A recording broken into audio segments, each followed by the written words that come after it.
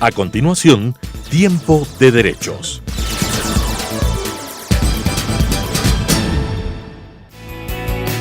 Este programa tiene clasificación B, bajo la supervisión de un adulto. O, opinión.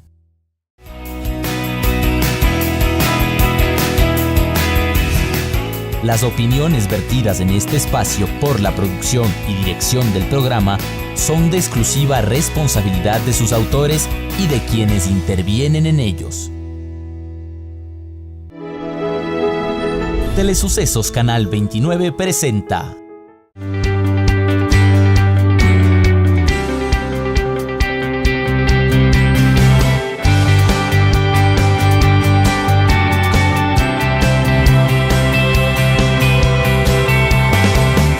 Tiempo de Derechos. Bienvenidos y bienvenidas al programa Tiempo de Derechos. Este espacio está destinado a informar a la ciudadanía sobre el ejercicio de sus derechos desde la cotidianidad. Damos paso en este momento a Ileana para que nos cuente el tema que trataremos en esta ocasión y los invitados que nos acompañan. Gracias, Cruzcaya. Un saludo a quienes nos acompañan en esta ocasión. Hoy en Tiempo de Derechos trataremos un importante tema para la ciudadanía: hábitat. ¿Qué es este encuentro? ¿Cómo y cuándo nace? Y sobre todo, ¿qué busca? ¿Cuáles son los objetivos de quienes participan en esta actividad? Antes de comenzar esta conversación con nuestros invitados, queremos mostrarles el siguiente reportaje en el cual obtendremos mayor información sobre lo que representa Hábitat. Veamos el video. Hábitat es el encuentro mundial que se presenta cada 20 años para tratar temas relacionados con el derecho a la vivienda. En mayo de 1976, en Vancouver, Canadá, se realizó la primera conferencia Hábitat. En aquel tiempo, la urbanización y sus impactos eran menos importantes en la agenda de Naciones Unidas, ya que 2/3 de la humanidad continuaba siendo rural. El objeto de este encuentro mundial era mejorar las condiciones de vida y de trabajo mediante la gestión y el desarrollo eficiente, participativo y transparente de los asentamientos humanos dentro del objetivo general de la reducción de la pobreza y la exclusión social. 20 años después de la primera reunión, en 1996, se celebró la segunda conferencia de la ONU para los asentamientos humanos Hábitat 2. En esta segunda conferencia se aprobó el programa de Hábitat y la Declaración de Estambul. Entre los primeros compromisos acordados en este programa se encontraban la promoción de vivienda adecuada para todos y todas, asentamientos humanos sustentables, participación de la ciudadanía, igualdad de género, entre otros aspectos. Todos ellos bajo el derecho a la ciudad con el cual debían contar todos y todas. Marcelo Honores, defensor del pueblo de la provincia de Buenos Aires, nos explica más sobre el derecho de la ciudad. El derecho a la ciudad no es solamente el derecho a la vivienda, sino es el derecho al espacio público, el derecho a la calidad de vida, el derecho al hábitat, el derecho a la urbanización, el derecho de acceso a los servicios públicos. En 2015 se incorporó a la Agenda 2030 17 objetivos para el desarrollo sostenible, de los cuales 9 están estrechamente vinculados con el derecho a la ciudad. Una de las metas principales de la Agenda 2030 es que para ese año se asegure el acceso de todas las personas a viviendas y servicios básicos adecuados, seguros y de calidad. Además, proporcionar acceso a sistemas de transporte seguro. En octubre pasado, nuestro país fue sede del tercer encuentro de Hábitat, un espacio que permitió a representantes de países de todo el mundo intercambiar experiencias que sirvan como referente para facilitar a la ciudadanía el acceso a vivienda adecuada y a servicios públicos de calidad. Instituciones de derechos humanos de Iberoamérica aprovecharon la ocasión para aportar de manera positiva a este tercer encuentro y además comprometerse a realizar un seguimiento a los acuerdos generados por los países a fin de que la ciudadanía pueda gozar plenamente de sus derechos. En esta oportunidad tenemos la presencia de Patricio Benalcázar, con quien abordaremos la importancia de este evento, cómo nace y muchos temas más. Tendremos con nosotros también a José Morales, director de la Subsecretaría de Hábitat, para que nos comente sobre la participación de los países a través de sus instituciones y, por supuesto, lo que esperan de estos encuentros. Patricio y José, bienvenidos. Patricio, para empezar este panel, ¿qué tal si nos comenta sobre su trabajo en temas referentes al desarrollo urbano y el derecho de acceso a la vivienda? Bueno, un gusto saludarles a todos y todas aquí, a José, que es un experto en la materia, y a ustedes que llevan el programa. En primer lugar, destacar que las instituciones nacionales de derechos humanos, en este caso la Defensoría del Pueblo de Ecuador, tienen un trabajo directo en relación al tema del derecho a la vivienda. Desde el año 2011, en la administración del doctor Ramiro Rivadeneira, lo hemos tomado como un eje estratégico, porque, por supuesto, alrededor de la vivienda se juega una serie de situaciones fundamentales para la vida en sociedad. La familia, el desarrollo de actividades de distinto tipo como educativas, sociales, de salud y demás, requieren de un espacio propicio, como la vivienda. Y eso, además, sumado a lo que significan los servicios públicos domiciliarios. Estos son elementos fundamentales para una vida, no solamente en la vivienda, en el marco de la vivienda, sino en todo lo que implica la infraestructura urbana y las condiciones adecuadas de una ciudad que puede prestarse para el ejercicio de los derechos humanos de quien la habita. José, háblenos por favor sobre su experiencia en temas referentes a asentamientos humanos, gestión urbanística. Bueno, muchas gracias por la invitación. He tenido algunos años de trabajo en temas urbanísticos, desde el trabajo en el municipio de Quito y desde hace algunos años en el Ministerio de Desarrollo Urbano y Vivienda, justamente trabajando en temas relacionados con política urbanística pública y ahora muy relacionados con la presencia en Hábitat 3. Patricio, háblenos, explíquenos un poquito a la ciudadanía qué significa este concepto de hábitat. Para muchas personas es desconocido. Bueno, es importante que la ciudadanía conozca que la reflexión alrededor de hábitat viene desde hace muchos años atrás. Por allá, por 1976, se realizó la primera conferencia mundial de hábitat en Vancouver, en Canadá, y la reflexión era alrededor de la vivienda y el desarrollo urbano sostenible, ¿no es cierto? Ya como dos problemáticas a tomar en cuenta se presentaron los asentamientos humanos y también la urbanización. Salir del mundo de lo rural a la urbanización tiene una serie de consecuencias y por lo cual habría que hacer abordajes. De hecho, en Vancouver, en Canadá, salieron dos productos fundamentales. Uno de ellos es reconocer como problemática global el tema de los asentamientos humanos, producto de las migraciones, y además como otra problemática, la urbanización como tal y sus consecuencias.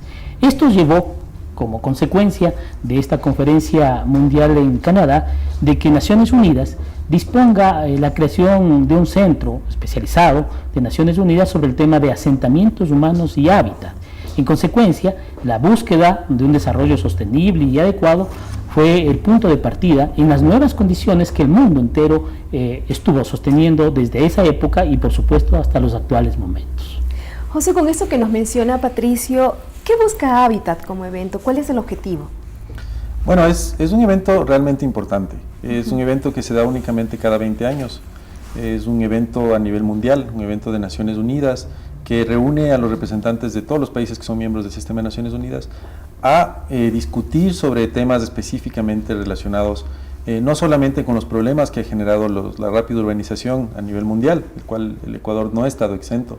Actualmente en el país alrededor del 70% de la población es ya urbana, lo cual quiere decir que la gran mayoría de la población está relacionada con la problemática urbana, sino también con las oportunidades que genera, y la ciudad como tal también es una enorme oportunidad. José, este es ¿qué número de evento? El tercer evento, este ¿verdad? Es el tercer evento, ya sí. Tenemos alguna historia. Con esta historia, Patricia, a lo mejor le podría comentar un poquito a la ciudadanía cómo ha evolucionado esta historia de hacer este evento sobre hábitat. ¿Cuándo nace el primer encuentro? Pues el primer encuentro, como mencionaba hace un momento, nace en Vancouver, en Canadá, en 1976, con estas finalidades. Un segundo encuentro se realiza en 1996 en Estambul, en Turquía, para construir lo que denominaba en esa época la Agenda de Hábitat, la Agenda Hábitat, ¿verdad? Y igualmente hay una reflexión sobre el tema de los asentamientos humanos, hay una reflexión sobre las mejores condiciones que deben dar las ciudades, garantizar temas de participación ciudadana, de igualdad de género, en fin, una serie de temas que lo que buscan, como manifiesta José, es hacer una reflexión desde las Naciones Unidas, pero por supuesto en nuestros países, de mejorar las condiciones en las ciudades. en los asentamientos humanos. Allí hay una posibilidad de hacer una reflexión desde los derechos humanos, por supuesto, pero hay otras entradas también, de la perspectiva arquitectónica, del uso del espacio público, en fin, una serie de iniciativas. Eso ocurrió entonces 20 años después.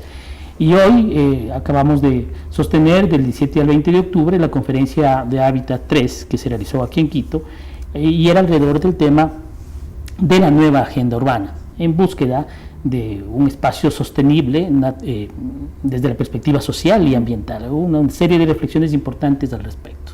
¿Qué instituciones participan, Patricio, en estos eventos, en estos encuentros? Como es una conferencia mundial, participan, por supuesto, los países del mundo, ¿no es cierto?, los organismos internacionales que están alrededor de Naciones Unidas, participan ONGs, la sociedad organizada, sectores privados, participan las instituciones nacionales de derechos humanos, el mundo de la academia, el mundo de la reflexión académica, una serie de actores que confluyen en una conferencia mundial que lo que busca es escuchar esas voces y plantearse agendas para el futuro. José, ¿cuál es el objetivo de este segundo encuentro? En el primero era mejorar las condiciones de vida y el trabajo mediante la gestión y el desarrollo eficiente, ¿verdad? ¿Eso se ha podido llevar a cabo? ¿Cómo va ese proceso? Bueno, de hecho uno de los temas que más se ha discutido, porque una cosa que hay que entender es que si bien la conferencia como tal se dio en octubre, esto no es un proceso de solamente esos 4 o 5 días, sino es un proceso que empezó el año pasado. Todo el proceso preparatorio, desde las reuniones de los técnicos, todas las reuniones ya a nivel político, a nivel internacional, en la que se fue definiendo la agenda, todos ellos buscan tener un documento lo suficientemente fuerte, lo suficientemente real y aplicable. Porque uno de los problemas que se ha identificado de las conferencias anteriores fue que muchos de esos grandes objetivos no se lograron cumplir. De hecho, los problemas en las ciudades, en muchos casos, incluso han aumentado. Y por eso es tan importante que una conferencia como esta se haga en Latinoamérica y en un país como el Ecuador, porque justamente es Latinoamérica en donde este tipo de problemas, principalmente la inequidad en el derecho a la ciudad, se hace mucho más patente. Entonces, por eso es muy importante que estos compromisos se sigan convirtiendo en una hoja de ruta para la generación de política pública desde los gobiernos. Los resultados del segundo encuentro, ¿cómo fueron? ¿Qué cosas no se pudieron cumplir, por ejemplo, que se destaquen, que se puedan destacar? Bueno, el tema del desarrollo sostenible, ese es tal vez el más importante, ¿no? Si es que podemos irlo viendo incluso desde temas como la fuerza o la importancia que tiene la manera en la que hemos venido haciendo nuestras ciudades frente al cambio climático, por ejemplo. De hecho, se ha empeorado, ¿no? Y eso tiene mucho que ver con el modelo de ciudad que hemos adoptado, principalmente en Latinoamérica, un modelo de ciudad basado en el automóvil, que dejó de lado el espacio público, por ejemplo, que los verdaderos valores ambientales los dejó en la mayor parte de veces de lado, y esas consecuencias las vamos sufriendo, ¿no? Tenemos ciudades que no son resilientes, que no saben cómo recuperarse o enfrentar los impactos de la naturaleza. Y por otro lado, seguimos con un crecimiento totalmente expansivo, que no piensa en mantener ni la naturaleza, ni siquiera la soberanía alimentaria, con la excusa de que una mala idea, una mala concepción de que crecimiento urbano y desarrollo urbano es lo mismo. Patricio, de 1976 a 1996 pasan 20 años y sin duda la situación es distinta, el crecimiento poblacional, el desarrollo, etcétera. ¿En qué se enfocó el segundo encuentro, pongámosle con una visión de derechos humanos? Claro, quisiera hablarte, bueno, es el tercer encuentro, el que acabamos de sostener, ¿verdad? Sí. Yo quisiera retomar lo que José menciona respecto a un escenario, un espacio sostenible, y desde el punto de vista de los derechos humanos y quizás desde la perspectiva ambiental.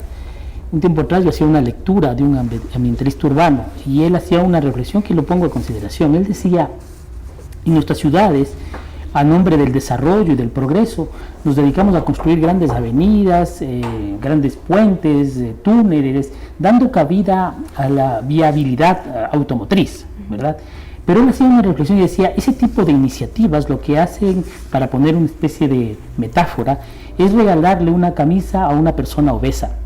Le va a servir porque es un poco más grande, pero el obeso seguirá siendo obeso y terminará nuevamente rompiendo la camisa. Y eso tiene que ver con la calidad de vida. Y eso tiene que ver con el derecho a la ciudad, ¿verdad?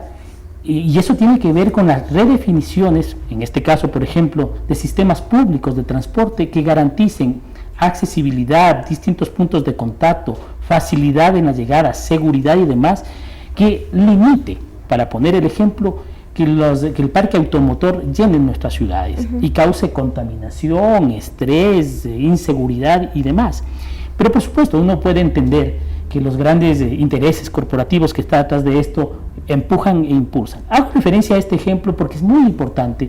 En ese tipo de ejemplos que estoy poniendo en consideración, está de por medio los derechos humanos y está de por medio el derecho a la ciudad. Estamos hablando de la calidad de vida de la gente. Entonces ahí hay unos elementos.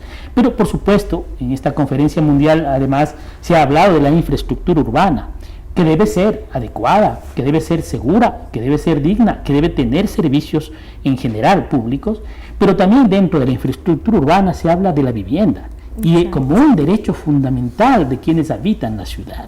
¿Qué contempla este derecho a la vivienda? Bueno, contempla una serie de elementos, entre ellos que sea una vivienda digna, que sea una vivienda segura, que exista una seguridad jurídica sobre su tenencia, que acceda a servicios públicos domiciliarios adecuados, que esté en un contexto geográfico adecuado y seguro también, ¿no es cierto? Que sus materiales no generen afectaciones a la integridad, a la salud de las personas que habitan allí. Es decir, es todo lo que implica el derecho a la vivienda, ¿no es cierto? Como otro elemento.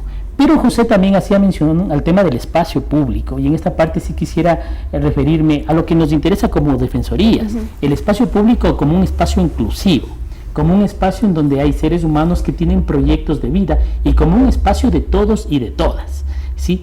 Que debe ser de alguna manera consensuado en procesos de participación diversa desde quienes regulan y regentan el espacio público urbano, generalmente los gobiernos locales. Y pongo un ejemplo. En el espacio público conviven los trabajadores autónomos, que son los más vulnerables de los vulnerables en la vida urbana. El trabajador autónomo, la trabajadora autónoma hace de su vida eso, consigue vivir todos los días. No creo y ni quiero decir que no debe haber controles y regulación, los debe haber. Lo que ha ocurrido en este tiempo en nuestras ciudades, hablo de Latinoamérica, en nuestras ciudades en el Ecuador, es que el trabajador autónomo ha sido sujeto de persecución y punición. Y eso sí es un problema para los derechos humanos cuando hablamos de espacios públicos. Así hay que hacer reflexiones, ¿no es cierto? Ahí hay que profundizar un poco más el debate. Agradecemos a José y Patricio por los comentarios brindados en este primer bloque.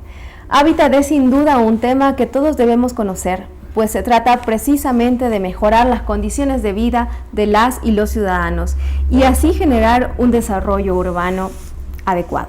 Ahora nos vamos a un corte publicitario y ya regresamos para seguir tratando más sobre ese tema. No se vayan. Volvemos con Tiempo de Derecho. Inicio de espacio publicitario.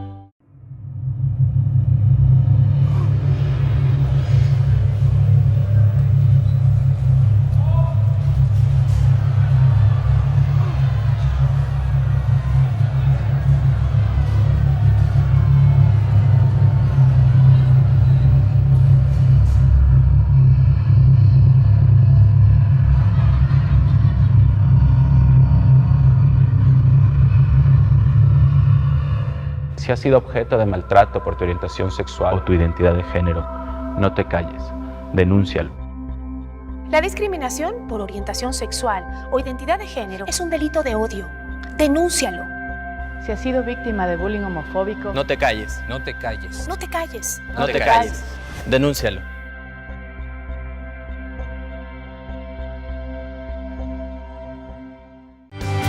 Regresamos con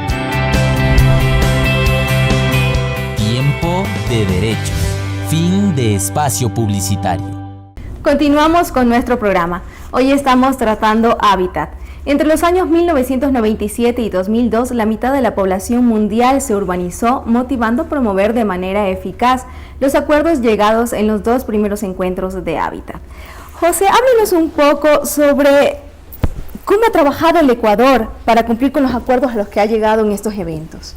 Bueno, tal vez una de las cosas más interesantes sobre las que podamos hablar es el cambio sobre uno de los principales derechos, una diferente concepción, una ampliación de la concepción. Si las dos primeras conferencias hicieron muchísimo énfasis en el tema del derecho a la vivienda como tal, principalmente la conferencia del 96, el tema central de la discusión ha sido principalmente el derecho a la ciudad, del cual el derecho a la vivienda es un componente muy importante, por supuesto, pero que lo amplía mucho más, ¿no? Entonces, una cosa interesante de esa es que Ecuador es el único país de Latinoamérica que tiene reconocido el derecho a la ciudad como un derecho fundamental, el derecho a la ciudad y a esos espacios públicos. Eso es una cosa muy, muy importante, un tema muy importante sobre el cual falta todavía profundizar muchísimo como país. ¿Qué es eso del derecho a la ciudad, José? Bueno, el derecho a la ciudad es un concepto que aparece realmente en Francia, que tiene mucho que ver con la reacción frente al enorme poder del sector inmobiliario en el primer mundo.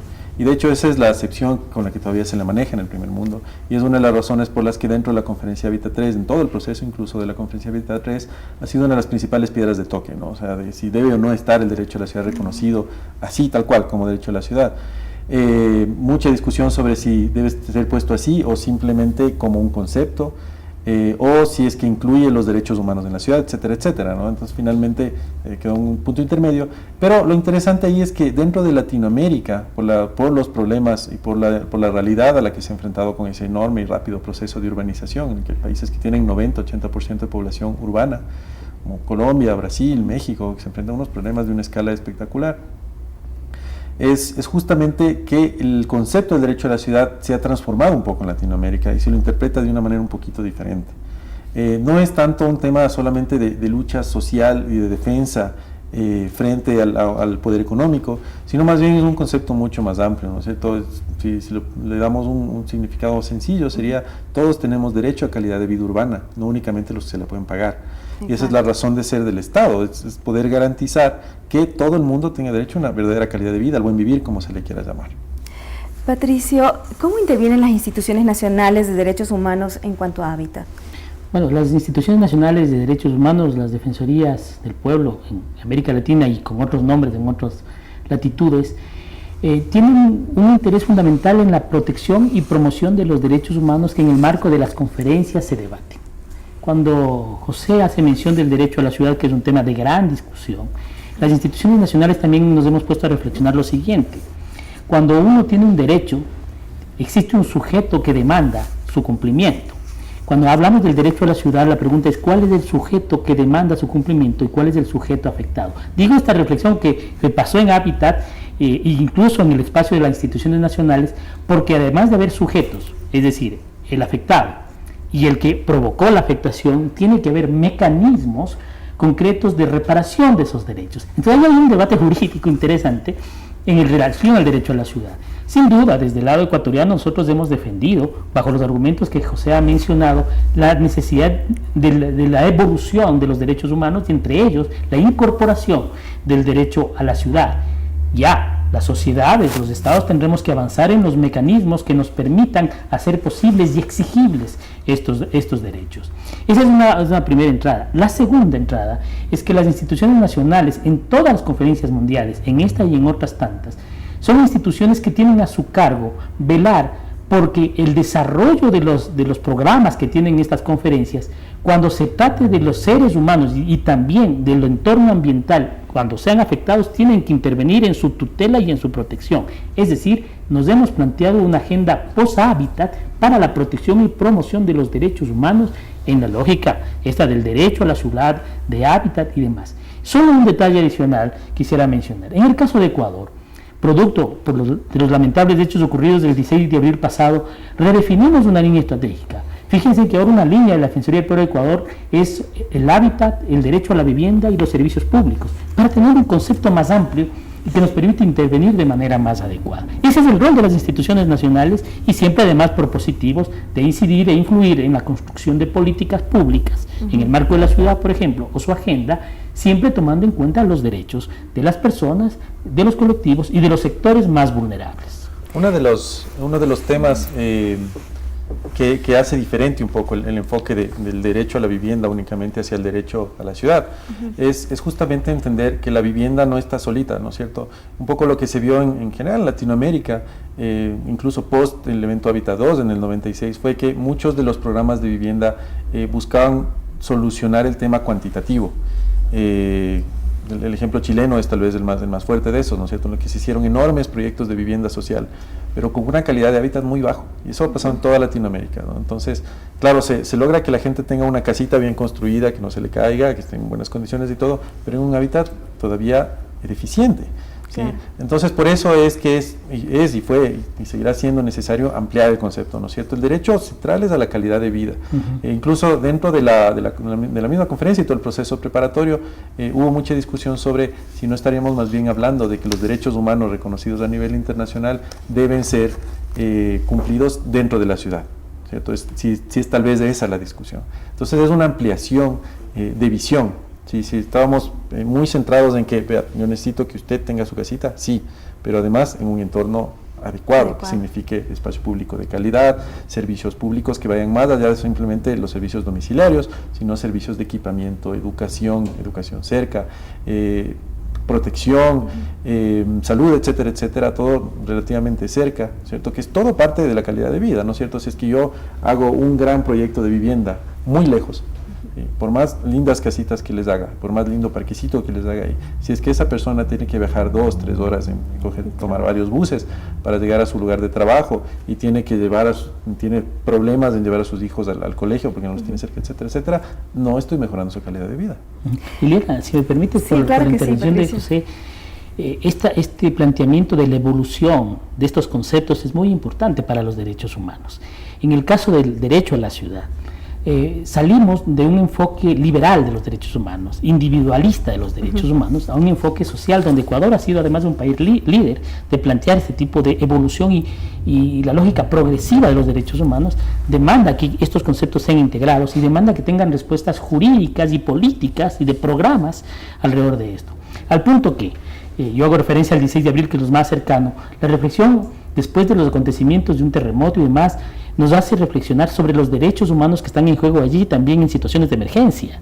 Nos hacen reflexionar la necesidad de tener el enfoque de la resiliencia, con la finalidad de que podamos reconstruir, pero reconstruir a partir de estos nuevos enfoques, del hábitat seguro, del hábitat que genera mejores condiciones dignas. De hecho, yo afirmo que los derechos humanos informan permanente y progresivamente la evolución de las sociedades. Este es un gran ejemplo. Yo creo que ahora lo que nos toca luego de la conferencia mundial es dar pasos seguros y certeros para lo que se viene, ¿ya? Y allí, pues, yo no podría ser de otra manera. Yo hago defensa de derechos humanos, desde el enfoque de los derechos humanos, eso es posible y viable. Una pregunta que me quedó así en la cabeza, José, tú hablabas de que, por ejemplo, un hábitat ideal sería el tener tal vez un trabajo cercano a la vivienda o un colegio cercano. ¿No le cortas un poquito tal vez la decisión de la ciudadanía? Hablo sin pleno conocimiento. ¿Ustedes analizan todo este entorno? Es decir, ¿todavía nos va a quedar esa potestad dentro de lo que ustedes desarrollan en poder decidir, sí, yo lo envío a mis hijos al colegio que me queda a hora y media de casa porque es el colegio que he elegido y a mí me parece que es el mejor? Por supuesto. Entonces, ¿ustedes analizan, tienen esa visión en el momento de planificar estos eventos? Hay que entenderlo bien. No se trata de que el Estado o quien quiera que sea me obligue a que yo vaya a tal sitio o no. Exacto, significa hablamos que de la secuenciación el Estado, un poco, ¿no? El Estado ampliado, entendido como un tema ampliado, ¿no es cierto? Todos los niveles del Estado, no me refiero al gobierno central, sino al Estado como representante de la sociedad, debe garantizar que yo pueda tener esa opción. Exacto. A eso me refiero. Entonces, si es que yo tengo cierto nivel económico, puedo darme el lujo, entre comillas, de vivir lejos y mandar a mis hijos a un colegio lejos, ¿cierto? Pero si es que yo vivo en un sector menos favorecido, yo no tengo esa opción, ¿sí? Porque no tengo 3 carros en mi casa, me toca subirme a 4 buses. Cuando tengo, hay muchas ciudades, porque a veces uno piensa que todo es Guayaquil y Quito, ¿no? O sea, realmente las ciudades que más crecen en los últimos 20 años, las que más problemas tienen son las más pequeñas, no las más grandes. Entonces, si es que yo no tengo esas opciones o no tengo esas opciones de calidad, independientemente de mi nivel económico, ahí tenemos un problema y ahí no estamos garantizando los derechos. Y por otro lado también hay que entender, y esto no es un tema más bien dicho, es un tema que es totalmente independiente de la línea política, si de izquierda, de derecha, de quien quiera que sea, los derechos de los demás siempre están por encima del derecho individual. Y en muchos de los casos se han tomado decisiones que, entre comillas, garantizan un derecho individual que terminan afectando a los derechos colectivos. Y eso desde el punto de vista en cómo se han manejado el modelo urbanístico en Latinoamérica en general es una de las principales razones de por qué nuestras ciudades son tan inequitativas. Porque se dio demasiada importancia a un tema de puro negocio inmobiliario especulativo. Sí, eso no lo digo yo, ni lo dice el gobierno actual, ni nadie. Esto es un tema que se lo discute en Hábitat 3, se lo discutió en Hábitat 2 igual. Es un modelo puramente inequitativo que prioriza a un sector de la sociedad y afecta al resto de la sociedad. ¿Sí? El tema de la movilidad en las ciudades latinoamericanas es el más claro. ¿Sí? Los problemas que tiene Quito de poder llegar de los valles, ¿sí? O poder, no solamente los valles, de poder ir al norte o al sur, etcétera, etcétera, son problemas que hemos repetido en todas las ciudades latinoamericanas y en las ciudades norteamericanas de las cuales tomamos ese modelo. Los Ángeles es el mejor ejemplo. Ciudad de México, el tráfico que uno tiene que aguantar en Bogotá, en Lima, en San Pablo, etcétera, es causado por ese modelo, ¿sí? Que priorizó un beneficio individual sobre el beneficio colectivo. José, estos eventos, han sido a nivel mundial. ¿Qué impacto tuvo este último evento acá al realizarse en nuestro país? ¿Qué impacto para nuestro país? Bueno, tuvo un impacto bien interesante, la verdad. Yo decía hay que entender también que el evento como tal, el de octubre,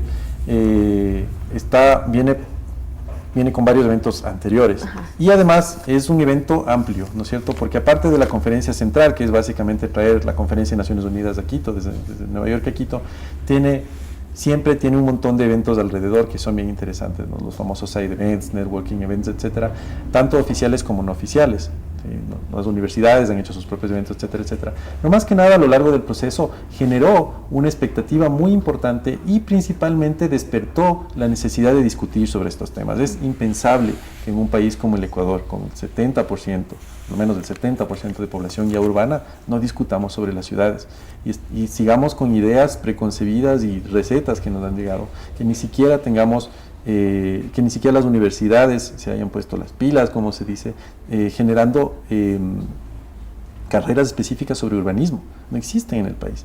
Y fue muy interesante a lo largo del proceso ver cómo las universidades empezaron a reunirse, a formar incluso redes de investigaciones urbanísticas, a plantearse ya maestrías, varios sectores de la sociedad en varios diferentes espacios de jóvenes, espacios informales, espacios más formales, etcétera, etcétera, discutiendo sobre estos temas, que la verdad era ya hora de discutirlos. O sea, estamos arrastrando problemas graves.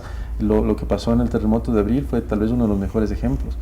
Mucha de la destrucción que se causó se habría prevenido si hubiera habido planificación urbana real. Muchos de los edificios que se cayeron no debían haberse caído si hubieran estado bien diseñados, y se hubieran asentado en sitios apropiados. Entonces, el problema de las ciudades en el país es un problema muy grave y que tenemos que enfrentarlo realmente fuerte. Y uno de las cosas interesantes que pasaron con esto también fue que como Estado nos empezamos a comprometer mucho más fuerte de lo que nos habíamos estado comprometido en qué va a pasar después de Hábitat 3. ¿Sí? No solamente quedarnos en ya se hizo la nueva agenda urbana, se hizo el evento, sino qué va a pasar después, cuál es nuestra agenda nacional, ¿sí? Post Hábitat 3 y cuál es la agenda regional además post Hábitat 3. Claro. Esto también es muy interesante, ¿no? Porque hay una línea que se viene gestando en los últimos 20 años de direccionamiento de hacia dónde debe ir la política pública urbanística a nivel regional. En el siguiente segmento, José, tal vez nos podrías ayudar a comentar o ampliar un poquito más el concepto de las agendas. En este momento les invitamos a observar un pequeño video para obtener datos históricos importantes sobre Hábitat. Veamos. Datos de interés.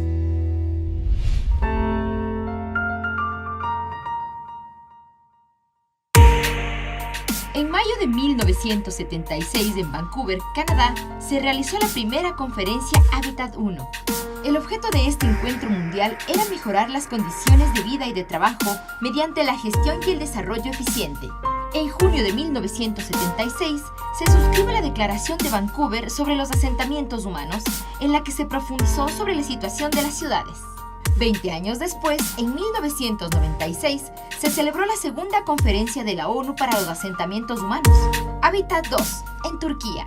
De 1997 a 2002, la mitad de la población mundial se había urbanizado.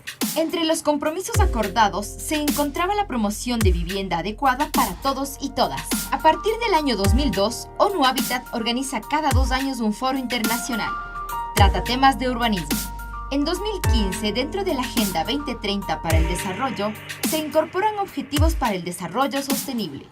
En octubre de 2016, en Ecuador, se desarrolló Hábitat 3, conferencia que tuvo como objetivo fortalecer el compromiso político y global en favor del desarrollo sostenible. Hashtag Todos Somos Hábitat.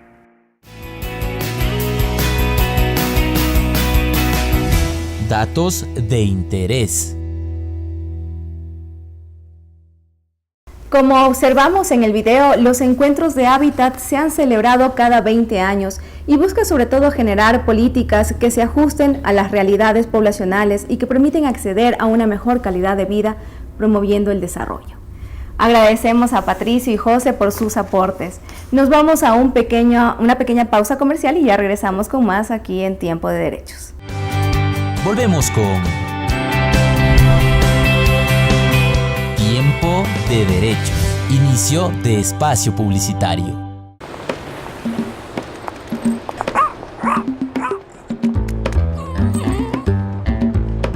Tu acción participativa hace que la voz de cada uno de nosotros se levante. Tu acción transparente permite que todo sea más visible para los demás.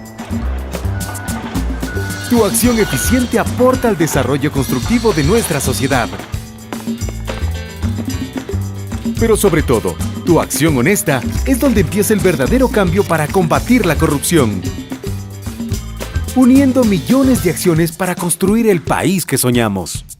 Función de Transparencia y Control Social. Regresamos con Tiempo de Derechos. Fin de espacio publicitario. Gracias por continuar con nosotros en Tiempo de Derechos. Ahora vamos a dar paso a Cruzcaya para que nos dé a conocer lo que opina la ciudadanía respecto a este tema. Gracias, Diliana. Efectivamente, hace poco en el país se llevó a cabo la tercera cumbre denominada Hábitat 3. Por este motivo salimos a las calles de la ciudad capital para saber lo que la gente conoce sobre el tema. Tiempo de opinión. ¿Considera que los servicios públicos en las ciudades son eficientes? Yo considero que sí, son eficientes hasta el punto de vista que los conozco, pues.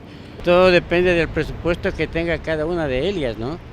Y consecuentemente, por ejemplo, el distrito metropolitano, pues, obviamente por la presión de sus habitantes, se ve la necesidad de hacer mejoras en dichos servicios, ¿no? Yo pienso que hay mucho por mejorar. Yo pienso que hay un 90% en eficiencia. En infraestructura, en las partes marginales hay bastante que hacer. ¿Cuál cree que es el principal problema que presenta Quito? Especialmente el alcantarillado, ¿no? Usted sabe que cuando hay unas precipitaciones y viene el invierno, lógicamente se viene a inundar pues el servicio de alcantarillado, cabe la redundancia, ¿no?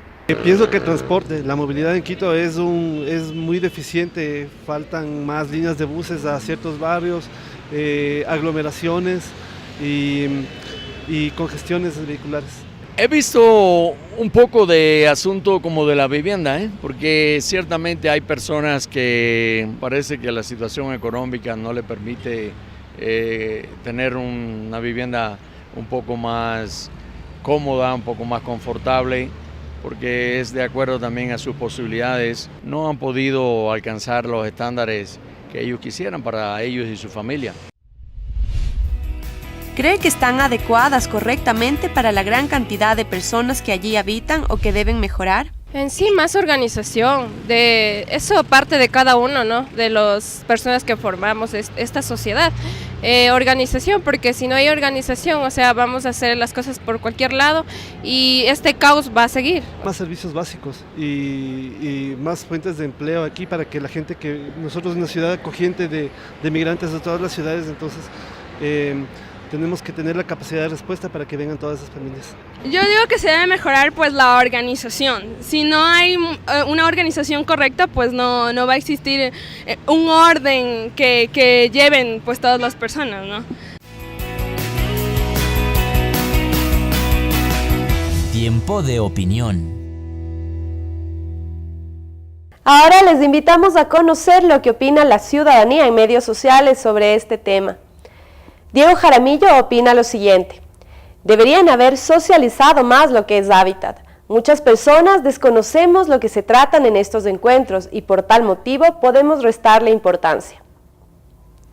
Cintia Mena dice: creo que es importante que las personas nos involucremos más en lo que respecta a hábitat, pues justamente están tratando o promoviendo, por decirlo así, convenios para impulsar mejores condiciones para las personas. Eric Fierro dice: sería bueno que haya más actividades como estas, pero donde también participe la ciudadanía y podamos dar nuestro punto de vista. A la final somos nosotros quienes mejor conocemos lo que necesitamos y queremos. Es decir, sería un trabajo en conjunto el que debe realizarse. Estas fueron las opiniones que nos brindó la ciudadanía sobre hábitat. Damos paso nuevamente a Ileana, Patricio y José para continuar con la parte final del programa. Muchas gracias, Cruzcaya. Las opiniones emitidas por la ciudadanía nos brindan un panorama sobre lo que conocen las personas con respecto a hábitat. ¿Qué opinas, José, sobre los comentarios ciudadanos? Cuéntanos un poquito tu opinión. Bueno, es bien interesante porque obviamente la gente va a responder sobre lo que conoce y sus problemas diarios. En el caso de Quito, donde son las entrevistas, es una ciudad que pasó por el tema de crecimiento acelerado y enfrentar los problemas de crecimiento acelerado en los últimos 30 años, o por lo menos desde los años 70, entre los años 70 y 90 fue el momento de mayor crecimiento. Y de hecho ya es una ciudad que ha disminuido muchísimo su crecimiento poblacional, más no su crecimiento en territorio, lo cual es un problema por sí, ¿no? Entonces de ahí es donde vienen también los problemas de movilidad ineficiente, etcétera, etcétera. Pero es una ciudad que ya ha logrado en buena medida resolver los problemas básicos, ¿no es cierto? Entonces, buena parte de la población tiene, casi el 90%, si no me equivoco en datos, tiene ya alcantarillado y agua potable, incluidos los sectores marginales, incluido áreas rurales, ¿sí? Entonces ese ya no es el problema central, sino empiezan a generarse otros problemas, la gente se vuelve consciente de otros problemas que le afectan al día a día, por ejemplo, calidad de espacio público, quiero mencionar muchas veces el tema de la organización que se refiere, ¿no es cierto? Calidad del espacio público en general en las ciudades ecuatorianas es muy deficiente. Y eso tiene que ver también con el modelo, ¿no? Hemos lanzado todos los recursos y todo el enfoque en que los autos puedan moverse, nos olvidamos de las aceras, nos olvidamos cómo cruza la gente, nos olvidamos cómo entra o sale de los buses, nos olvidamos, ponemos los árboles en medio de la calle, en el parterre, y que los que caminan por la vereda se hacen con el sol del mediodía, ¿no es cierto? Entonces todo ese tipo de cosas nos olvidamos, ¿sí? Y la gente ya los empieza a tener más de cerca, ¿no es cierto? Pero otra cosa que es también importante es que, si bien eso lo vemos en Quito, los problemas del resto de las ciudades son diferentes, ¿no? Guayaquil es otro tema que también ha disminuido muchísimo su crecimiento, y el tema de la migración, ¿no es cierto? El tema de los sectores marginales hace rato ya no son un problema en Quito y Guayaquil, ¿sí? Son un problema en Quito y Guayaquil, pero no son un problema solo de Quito y Guayaquil. Es decir, que el crecimiento no solamente es en las ciudades que nosotros consideramos, ¿no? Quito, Guayaquil, Cuenca tal vez. Así es. Todo Ecuador crece. De hecho hay dos temas que descubrimos hasta cierto punto mientras preparábamos el informe país que teníamos que presentar para Hábitat 3, y es que por un lado ya no está concentrado el crecimiento y la migración en las dos ciudades principales, ni siquiera en las tres primeras ciudades, ¿no? El resto de ciudades del país están creciendo mucho más rápidamente, y de hecho las ciudades más pequeñas son las que más rápido crecen. Y al mismo tiempo son las ciudades que tienen menos capacidades para enfrentar esos problemas de ese crecimiento acelerado. Son ciudades que administrativamente, financieramente y técnicamente no tienen cómo enfrentar, ¿sí? Lo vimos en el terremoto, y son justamente esas ciudades en las que los problemas están relacionados con la dificultad en la capacidad de planificación del crecimiento, en la gran cantidad de asentamientos informales, en la precariedad de los asentamientos. El caso de Muisne, por ejemplo, es una ciudad en la que toda la ciudad es precaria, toda la ciudad. Y lo mismo se repite en las ciudades del oriente, los temas de informalidad, la falta de servicios públicos, etcétera, etcétera. Todos esos problemas que estamos muy acostumbrados a pensar, los que son de Quito y Guayaquil, realmente son de todo el país. El problema de la urbanización acelerada es del país entero, ¿sí? Casi no hay un cantón que no esté sufriendo esos problemas. y por eso son los que más ayuda necesitan. Claro. Patricio, con esto que nos responde José, ¿cómo intervienen las instituciones nacionales de derechos humanos en este tema de hábitat? Yo lo que quisiera es confirmar lo que plantea José y con los datos que la Defensoría tiene. Nosotros hemos elevado la cantidad de demanda de servicios públicos en ciudades como por ejemplo Lago Agrio, como el Coca, como Macas, ¿sí? Que nos llegaba acá una serie de para mencionar las de la Amazonía. Santo Domingo siempre ha sido una historia compleja por migraciones y además estar en un lugar en donde el tema de gobernabilidad es complejo, su ubicación geográfica y demás. El crecimiento de ciudades en demanda de servicios como Ambato, como Riobamba, se nos presenta casos permanentemente, ¿no? Por el tipo de falta de acceso a los servicios o un acceso inequitativo, por temas de discriminación en los mismos, por el tema de la marginalidad y por lo tanto el no contar con esos servicios. Son datos que tenemos en nuestra institución. Claro, frente a eso nos toca dar respuesta, pero fíjate que es interesante porque nos ha tocado también redefinir la presencia de nuestro talento humano en el país, porque las demandas no son las mismas.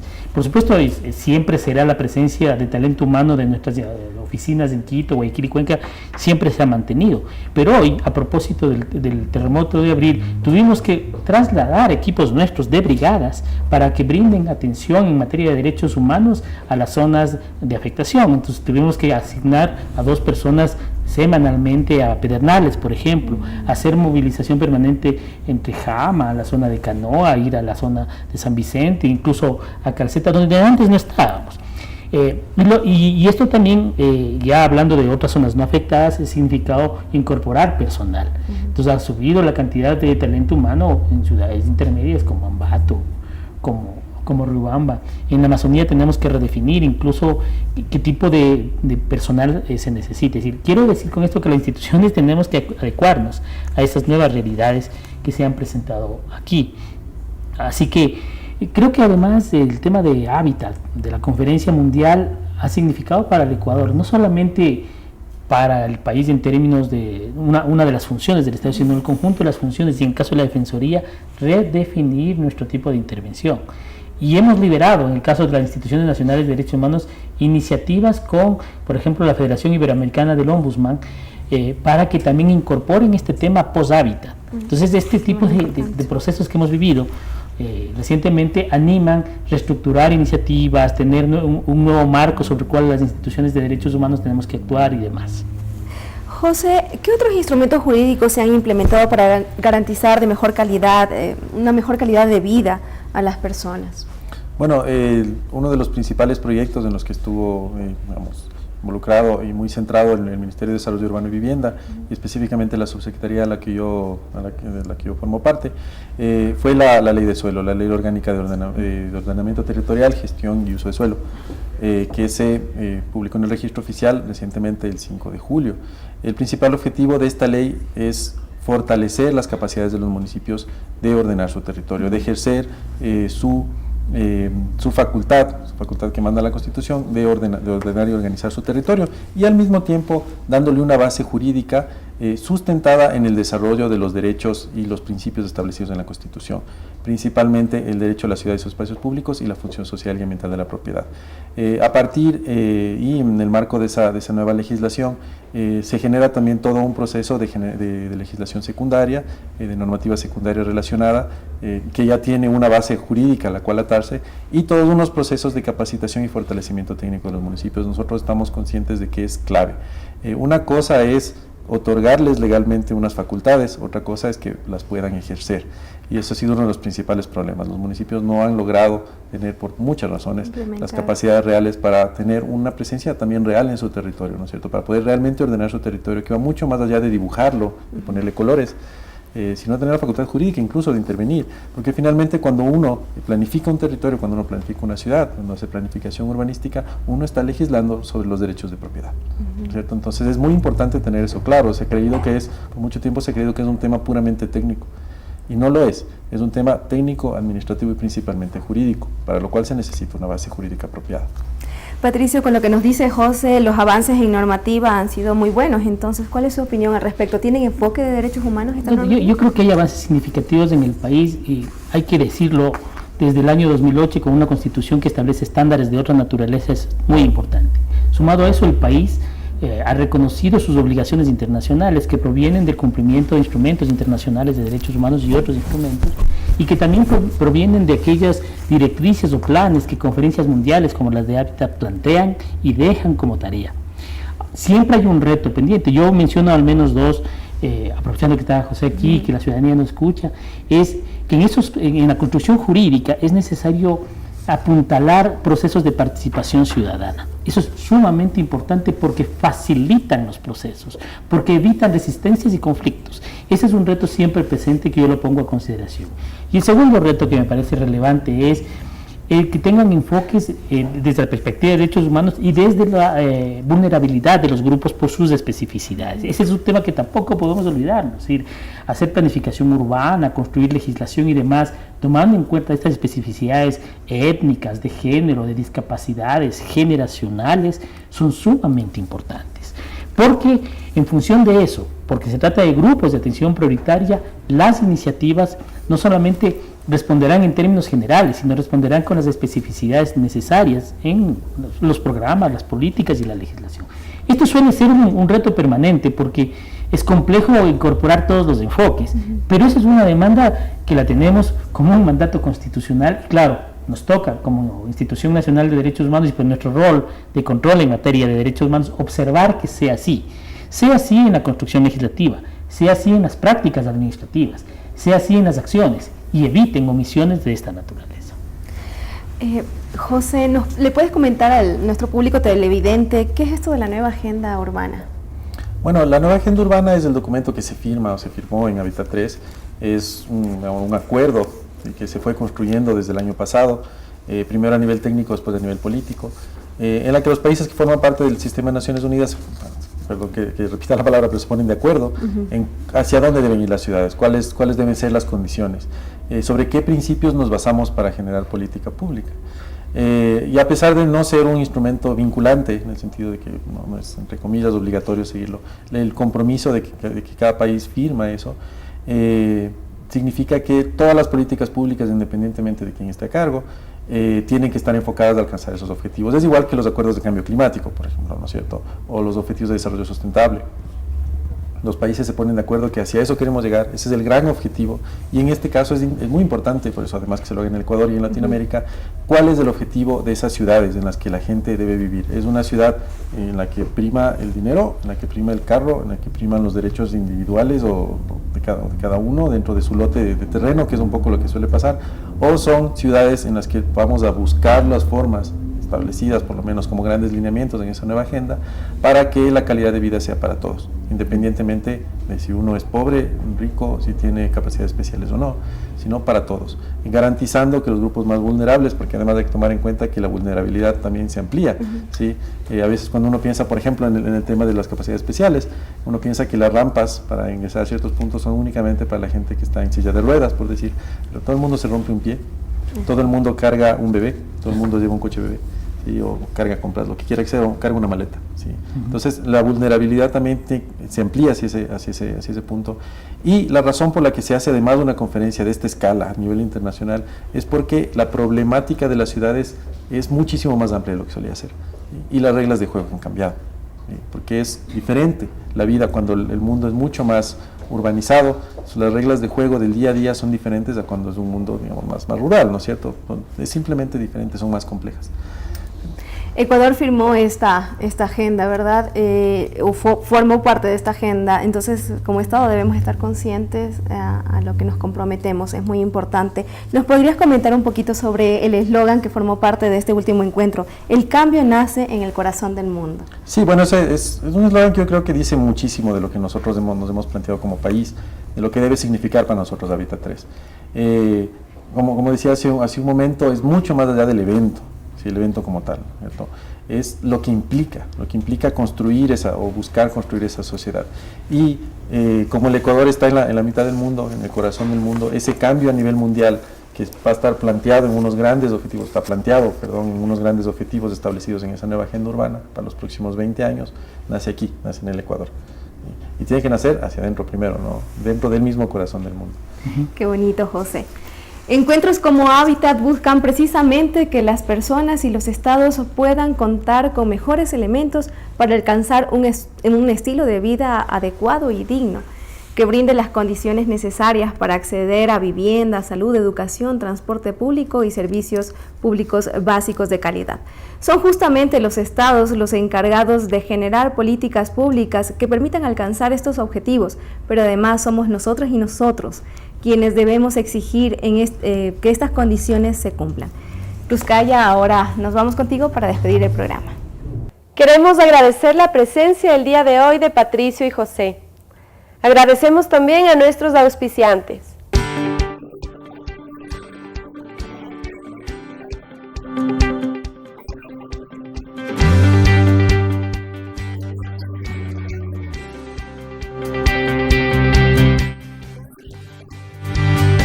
Invitamos también a la ciudadanía a acompañarnos en nuestro próximo programa. Esto fue Tiempo de Derechos.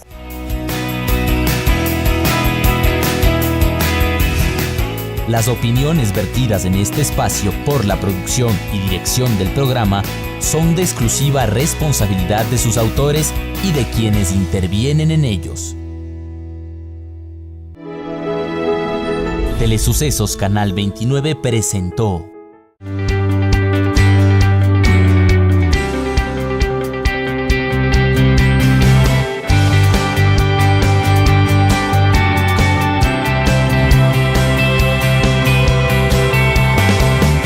Tiempo de Derechos.